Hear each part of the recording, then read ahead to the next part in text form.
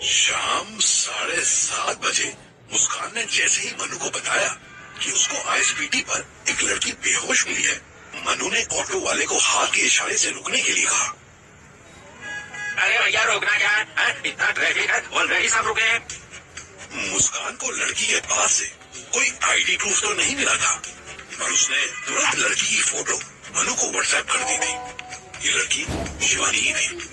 मनु के दिल में कुछ होने लगा, पर अगर इस ट्रैफिक में फंसा रहा तो आईएसबीटी पहुंचने में रात हो जाएगी। भाई आसपास जो भी मेट्रो स्टेशन दिखे उस पर ले लो यार। अरे भैया पैदल निकल लो ना। ये है तो सही, सामने सेक्टर 18। मनु ने ध्यान दिया कि मेट्रो स्टेशन तो सामने ही था, ऑटो अपनी जगह से हिला भी नहीं था। उसने फिर भी एक 50 का नोट ऑटो वाले सीट पर रखा और मेट्रो स्टेशन की तरफ दौड़ पड़ा। राजीव चौक से मेट्रो बदलकर फिर रेड लाइन में आने में मनु की हालत खराब हो गई। उसके बैग का एक स्ट्रैप टूट चुका था। 8:30 बजे वो कश्मीरी गेट मेट्रो स्टेशन पहुंचा और मुस्कान को ढूंढने लगा। हेलो मुस्कान, कहाँ हो तुम? कहाँ है वो लड़की? हम दोनों एयर लाइन से एक फ्लोर ऊपर है। यहाँ मेट्रो का एक छोटा सा फर्स्ट एड सेंटर बना है, यही आ जाओ और फिर मुझे बताओ कि तुम क्यों इतना परेशान हो उस लड़की के लिए। लड़की कैसी है? डॉक्टर ने कुछ बताया? लड़की ने खुद बताया, होश आ गया इसको। ओहो, इतनी गर्मी में पानी नहीं पिया था बेचारी ने। होश आने का नाम सुनते ही मनु के पैर रुक गए। अगर शिवानी के होश में आने का मतलब था कि मुस्कान से पहले वो पूछने वाली थी कि मुस्कान कौन है और इससे कहाँ मिले, मनु फिर एक मुसीबत में फंस रहा था। वो 10 मिनट तक फर्स्ट एड रूम के बाहर ही खड़ा रहा। कहाँ रह गए तुम? मन्नू को मोबाइल स्पीकर के साथ साथ रूम से भी मुस्कान की आवाज आ रही थी। मन्नू ने फोन काट दिया। जो होगा देखा जाएगा। मन्नू अंदर घुसा। वो एक छोटा सा कमरा था जिसमें 2 हॉस्पिटल बेड लगे हुए थे। एक तरफ कोने में कर्टन भी था। मुस्कान शिवानी का हाथ सहला रही थी। शिवानी के दूसरे हाथ पर ड्रिप लगी थी। मन्नू को देखते ही मुस्कान के चेहरे पर मुस्कान आ गई। लो, आ गए मनु साहब। कितनी देर लगा के आने में? शिवानी ने जैसे ही मन्नू को देखा वैसे ही उठी और उसके गले लग गई। मन्नू अनईजी हो गया। उसने धीरे से शिवानी के कान में कहा, बेबी हमारे अलावा भी है कोई रूम में? मुस्कान इधर ही देख रही है। देखने दो, मैंने उन्हें सब बता दिया है। हे माँ भवानी, आप ठीक हो। मैं 16 नहीं 32 सोमवार के व्रत करूंगी। मन्नू ने भी कुछ सेकंड्स के लिए मुस्कान को इग्नोर किया और शिवानी को गले लगा लिया। फाइनली जब दोनों अलग हुए तो एक दूसरे पर सवाल फेंकने लगे। आप कहाँ चले गए थे?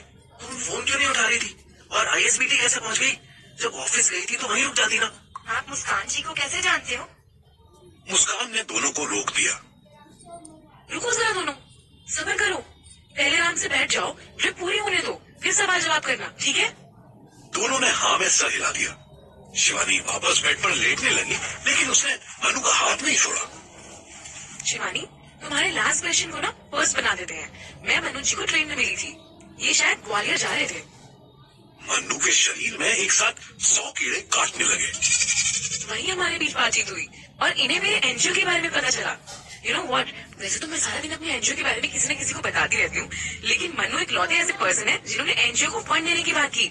इसीलिए तुम्हारी हेल्प करना समझो मनु जी का एक छोटा सा कर्जा उतारने के बराबर है।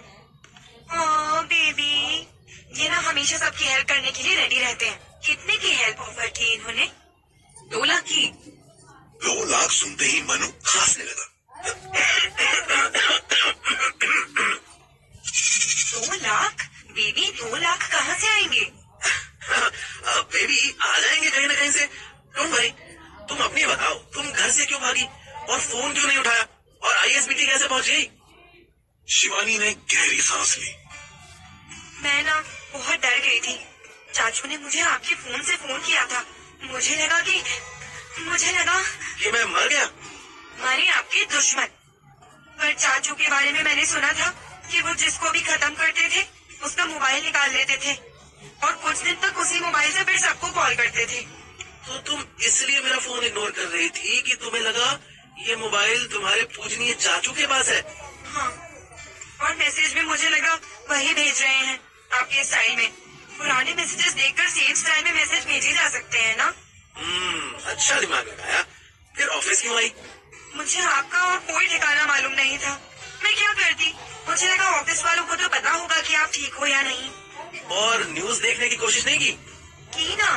एक दिन आया कि चाचू पकड़े गए हैं, दूसरे दिन आया कि कस्टडी से भाग गए। मैं आपको बता रही हूँ, वो आपको ढूंढने जरूर आएंगे। वो भूलते नहीं है कुछ भी, ना ही किसी को माफ करते हैं। मुझे डराने के लिए थैंक यू। मैं करूंगा उनका कुछ इंतजाम, पर पहले हमें अंबाला जाना होगा। पापा बहुत परेशान है। मन्नू ने फटाफट शिवानी की 2 फोटोज ली और मिंकी को भेज दी। साथ में ये भी लिख दिया कि पापा को दिखा दे और बता दे कि अब चिंता की कोई बात नहीं है। तुम दोनों बातें करो, मैं चलती हूँ। अपना ख्याल रखना प्यारी लड़की। तुम बहुत सुंदर हो। अपने होने वाले पति के साथ ही रहो, इनसे अलग मत होना। ये अपनी बुद्धि से सब संभाल लेंगे। अरे रुको ना, अभी चली जाना, हम भी तो निकलेंगे यहाँ से। नहीं यार, फिर मिलते हैं, जाना होगा। हाँ, मुस्कान दरवाजे से बाहर निकली ही थी कि मन्नू ने शिवानी को समझाया। बेब्स, मैं इसको मेट्रो तक छोड़ के आता हूँ, ऐसे अच्छा नहीं लगता ना। ठीक है, पर जल्दी आना। मन्नू रूम से बाहर निकला ही था कि मुस्कान येलो लाइन मेट्रो को जाके स्टेयर्स की ओर चल दी। मन्नू उसके पीछे पीछे भागने लगा। शाम के 8 बज चुके थे, लेकिन अब तक आफताब स्टूडियो के बाहर नहीं आया था। आसिफा बेचैन हो रही थी। 5 घंटे से वो एक ही बेंच पर बैठी इरिटेट होने लगी थी। फाइनली स्टूडियो रूम खुला और उसमें से आशीष और आफताब साथ में निकले। आशीष का हाथ आफताब के कंधे पर था। वाह साले, आइडिया तो बढ़िया है तेरा। ट्राई करके देखते हैं। तू छोटा सा ब्रेक ले और वापस आ। इससे पहले कि आसिफा और आशीष की नजर मिलती, आशीष तेज कदमों से आगे बढ़ गया। पीछे आफताब रह गया। क्या हुआ? इतनी देर क्या कर रहे थे?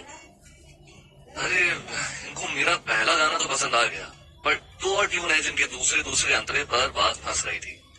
ओह, मतलब एक की बजाय 3 गाने कर रहे हो? मुझे तो ये बोला है कि अभी कुछ फिक्स नहीं है, एक भी गाना फाइनल नहीं किया है। बस इतना ही बता रहे थे कि ये अच्छा है और ये नहीं। इस पे दोबारा काम करो, इसका स्टैंजा सुधारो, इसकी हुक लाइन और बेटर करो। ओह, ये तो होता ही है यार। अच्छा सुनो, मैं घर जा रही हूँ। कल सुबह के निकली हूँ ना, तो घर में सब फिक्र कर रहे हैं। सुहाना से बात हुई, उसकी भी तबीयत खराब हो गई है। जो तो होनी थी, कल उसने जरूरत से ज्यादा दवा जो ले ली थी। तुम इन सब की फिक्र छोड़ो, अच्छे से रिकॉर्डिंग करो और फिर किसी अच्छे से होटल में रुक जाना। आसिफा ने 500 के 4 नोट रोल किए और जबरदस्ती आफताब के हाथ में पकड़ा दिए। अरे इसकी जरूरत नहीं है। बिल्कुल नहीं, इतना निचोड़ लेंगे यहाँ की आराम करने की जरूरत तो पड़ेगी ना। अब इतने बड़े स्टूडियो का राइटर स्टेशन पर सोता हुआ अच्छा नहीं लगेगा। अभी रख लो, पेमेंट आ जाए तो लौटा देना। और कितना कर्ज चढ़ाओगे मुझ पर यार। आप हमारी दोस्ती को कर्ज कहेंगे तो हम कभी आपसे बात नहीं करेंगे। तुम बार बार मुझे आप कहोगी तो मैं इसे दोस्ती कैसे मानूंगा। आसिफा ने बड़े स्टाइल से अपनी जीभ काटी और फिर बिना पूछे आफताब के गले लग गई। आफताब भी उसकी बाहों में कुछ देर के लिए ही सही 0 सेकंड्स में चला गया। तभी पीछे से असिस्टेंट की आवाज आई। आफताब आजा यार, खत्म करते हैं इसको जल्दी से। गौरव होटल रूम की सारी एक्स्ट्रा लाइट्स ऑफ कर रहा था। उसे डर था कि कहीं होटल वाले बिजली का बिल भी उसी से न वसूल ले। वो व्हाट्सएप मैसेज पर मन्नू को सब कुछ सच सच बता चुका था। मन्नू ने मैसेज सीन कर लिया था, लेकिन कोई जवाब नहीं आया था। अरे यार, किडनी बेचकर आईफोन लेने वाला मीम तो देखा था मैंने, लेकिन आज लगता है आईफोन बेचकर होटल का बिल पे करने वाला मेरा मीम बन जाएगा। तभी उसका फोन बजा। मन्नू लाइन पर था। गौरव ने डरते डरते कॉल रिसीव की। Hello sir. सर के बच्चे, तुझे जरा सा मुंह लगाया मैंने तो तू इतना फैल गया। दारू पार्टी करनी शुरू कर दी, होटल को कोठा बना दिया। जब इतना कुछ किया है तो सेक्स भी कर लेता। Sorry sir. अभी सॉरी मत बोल, एक बार दिल्ली आ, फिर सुनवा तेरी स्टोरी। तुझे 50,000 भेज रहा हूँ, यहाँ का बिल पे करके एयरपोर्ट जा। जो भी नेक्स्ट डायरेक्ट फ्लाइट दिल्ली की मिले उसका टिकट ले ले। और सर वो कितने का आएगा? एयरलाइंस वालों से पूछना जो थी। और एक बात बता, क्या? आसिफा ने भी ड्रिंक की थी? नहीं सर। उसके और तेरे सुपर टैलेंटेड दोस्त आफताब के बीच कुछ हुआ था क्या? मैं तो जल्दी सो गया था सर, और मैंने नहीं पी थी। जो पी थी वो आपकी फ्रेंड की फ्रेंड ने पी थी। लेकिन आपने फिर भी मुझे चूतिया कहा तो सही ही कहा, क्योंकि इनको यहाँ लेकर आना मेरी गलती थी। मैं सीधा नहीं चूतिया ही हूँ। मनु ने फील कर लिया कि लड़के को चूतिया शब्द बहुत बुरा लग गया था। मनु ने कवर अप किया। तुझसे बड़ा होने के नाते डांट रहा हूँ, अगर दिल से लगा लेगा तो जिंदगी में कुछ नहीं सीख पाएगा पगले। गौरव ने कोई जवाब नहीं दिया। अच्छा सुन, पूरे दिन ऐसे ही बैठा रहा, होटल से निकलकर कुछ खा लियो। मन हो तो होटल में ही खा लियो, कोई बात नहीं। जो भी बिल होगा दे दिया जाएगा, ठीक है? नहीं सर, मैं बाहर ही खा लूंगा। जैसी तेरी मर्जी। और सुन, तेरी लाइफ की पहली फ्लाइट है, मस्ती करते हुए यहाँ कुछ सैंडविच या बर्गर जरूर ऑर्डर करियो। बढ़िया है, उससे दिखे तो उनसे बात करता हुआ आइए।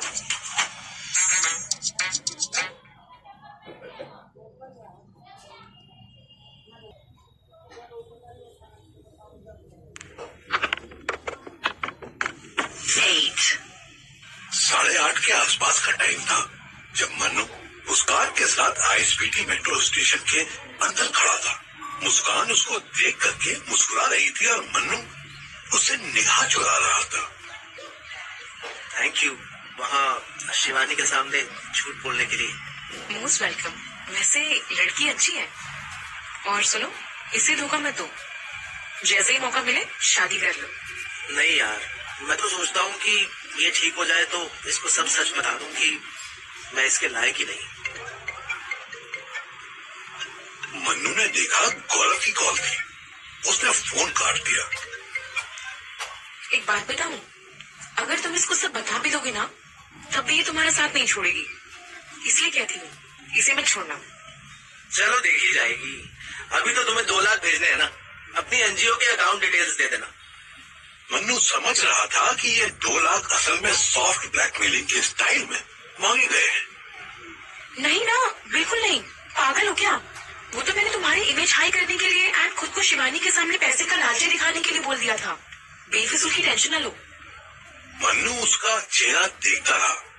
क्या आइटम हो यार तुम। तुम जैसे यूं तभी तो आसानी से तुम्हारी बातों में आ गई थी। चलो अब तुम उसके साथ रहो, वरना वो अकेले परेशान होने लगेगी। मैं चलती हूँ। एक बात बताकर जाओ, ये तुम्हें कश्मीरी गेट पर कैसे मिल गई? ओहो, मैं दिल्ली में हमेशा ही मेट्रो से आना जाना करती हूँ। कश्मीरी गेट मेट्रो से तो 3 लाइंस मिलती हैं। ये बेचारी तुम्हारे ऑफिस में पता कर चुकी थी, पर तुम्हारे ऑफिस की पॉलिसी ऐसी हो कि इसको किसी ने बताया ही नहीं कि तुम एक्चुअली हो कहाँ और कब आओगे। तो बेचारी तुम्हारे बुरारी वाले घर जाने के लिए मेट्रो ढूंढने लगी, और फिर किसी ने बताया कि कश्मीरी गेट से मिल जाएगी। अब इसने सुबह से एक ही चॉकलेट खाई थी, वो भी किसी मेट्रो वाले ने इसको दी थी। ओहो, और इसके सिवा ना पानी पिया था और ना कुछ खाया था, तो यही भीड़ में गिर पड़ी। कोइंसिडेंटली मैं राजीव चौक जाने के लिए आई थी, और वहाँ से मुझे तुम्हारे पास नोएडा आना था। अरे वो तुमने डिनर के लिए बुलाया था ना, पर अकेली लड़की बेहोश होती दिखी तो मैं हेल्प करने लगी। और फिर कमाल है, इतने से ड्यूरेशन में इसने तुम्हें इतना कुछ बता दिया। और क्या, लड़कियां मन में बात नहीं रख पाती हैं। मैंने बस अपनी थोड़ी सी परेशानी बताई थी कि उसने अपनी सारी कहानी सुना दी। उस कहानी में तुम्हारा नाम आया तो मैं समझ गई कि तुम तो बड़े खिलाड़ी हो। एनीवेज, तुमसे बातें तो कभी खत्म नहीं होंगी, पर मुझे अभी जाना होगा। फिर मिलते हैं। हाँ, बाय। मुस्कान जाने लगी। सुनो, मुझे अपने एनजीओ की अकाउंट डिटेल्स भेज दो। मुझसे जो बेस्ट हुआ मैं ट्रांसफर कर दूंगा। मुस्कान ने एक ब्रोशर उसके हाथ में थमा दिया और फिर मुस्कुराती हुई येलो लाइन मेट्रो की तरफ चली गई। मनु ने अकाउंट डिटेल्स देखी, उनकी फोटो खींच ली। इसके बाद तुरंत उसने गौरव को कॉल मिलाया। गौरव से बात करके उसको अच्छे से डांटने के बाद उसे 50,000 रुपए ट्रांसफर करके मनु वापस शिवानी के पास आया। शिवानी के साथ खड़ी नर्स उसकी ड्रिप निकाल रही थी। मनु को देखते ही शिवानी रोने लगी। चलो जल्दी, हमें अभी निकलना होगा। कहाँ निकलना होगा? घर, बिहार। अभी मम्मी से बात हुआ, वो बताए कि दादू अंतिम सांसें ले रहे हैं, हमको याद कर रहे हैं, हमको जाना होगा। शांत हो जाओ बेटा, 2 मिनट रुको, सोचने दो। अरे ज्यादा सोचो नहीं, जल्दी से टिकट करवाओ। गोरखपुर तक की भी ट्रेन मिल गई तो आगे हम गाड़ी मंगवा लेंगे। मैं तुम्हें अकेले भेजने से घबरा रहा हूँ शिवू। हम कहीं अकेले जाने भी नहीं वाले, आप साथ चलोगे हम जहाँ भी जाएंगे। हाँ, अरे पर बात समझो, उधर मेरे पापा भी तो तुम्हारा वेट कर रहे हैं। उन्होंने स्पेशल धमकी दी है कि अगर लड़की साथ नहीं आई तो घर से बेदखल कर दूंगा। अरे बाहर में जाए जायदाद आपकी, हमारे पास बहुत है। हमारे दादू सब हमारे ही नाम की हैं, और जो हमारा है वो तो आपका ही है ना। मन्नू के दिमाग में अचानक मेंटोस वाली बत्ती जली। ये बात पहले मेरे दिमाग में क्यों नहीं आई? क्या बात? टोटल कितनी जमीन है तुम्हारे नाम पर? हमें ऐसे नहीं पता, आप चलिए ना, खुद देख लीजिएगा। अब चलो भी, हिलो ना यहाँ से। डार्लिंग, अगर हम ऐसे बिना शादी किए वहाँ पहुँचे तो बवाल हो जाएगा। तुमने बताया था ना तुम्हारे पापा थोड़ी ऑर्थोडॉक्स सोच रखते हैं, इसलिए तो चाचा से शेयर किया था तुमने, याद है? तो बिना उनको बताए शादी थोड़ी ना कर सकते हैं। शादी करके पहुँचे तो और मुसीबत हो जाएगा। मन्नू ने देखा कि तानिया कॉल कर रही थी। उसने फोन साइलेंट किया और शिवानी को लेकर एग्जिट की तरफ बढ़ गया।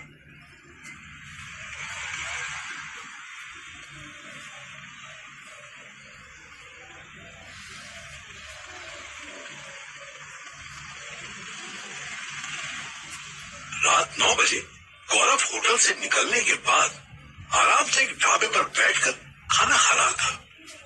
इसी बीच उसे 2 कॉल अननोन नंबर से आ चुकी थी, जिन्हें वो लोन ऑफर वाली कॉल समझाकर इग्नोर कर चुका था। उसको आफ्ताब की याद आने लगी, पर आफ्ताब के पास तो फोन ही नहीं था। उसने आसिफा को कॉल मिला दी।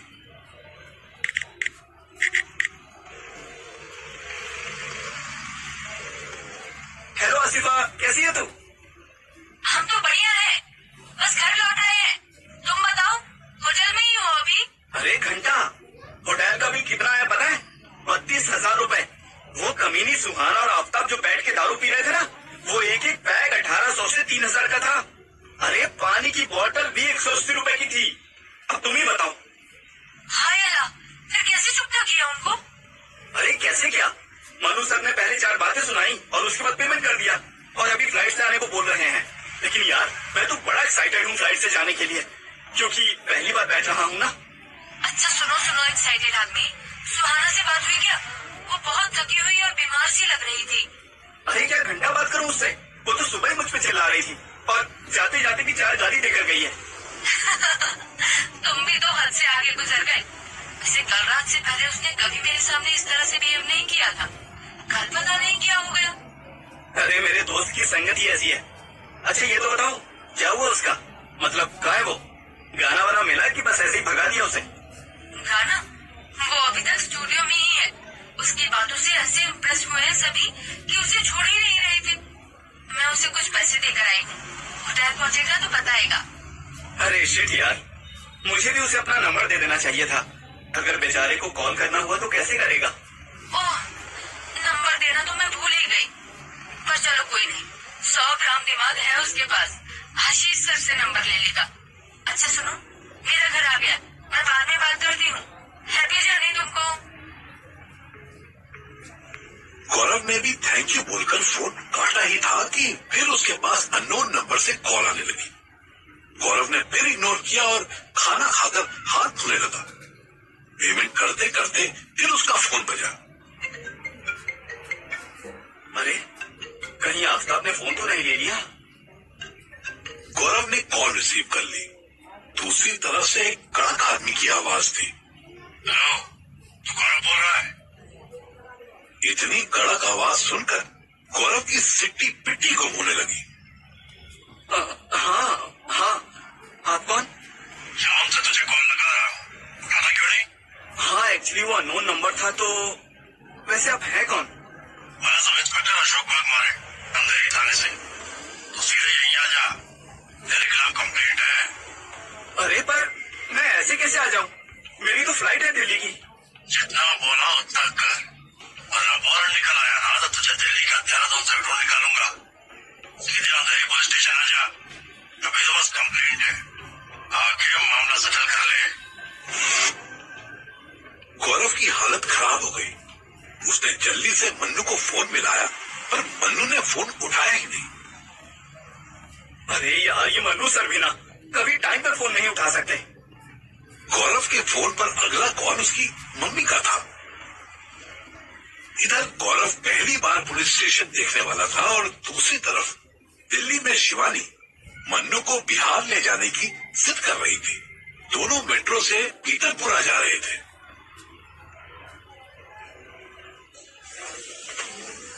अगला स्टेशन शास्त्री नगर है। आप समझ क्यों नहीं रहे हैं? हमारा दादू के पास जाना बहुत जरूरी है।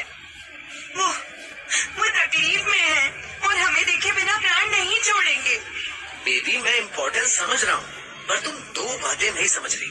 फर्स्ट, तुम्हारा मवाली जाजू छुट्टा घूम रहा है, उसको अम्बाला में काबू करना तो इतना मुश्किल था, अगर बिहार में मिल गया तो मेरी लाश का भी पता नहीं लगने देगा। और दूसरी वजह?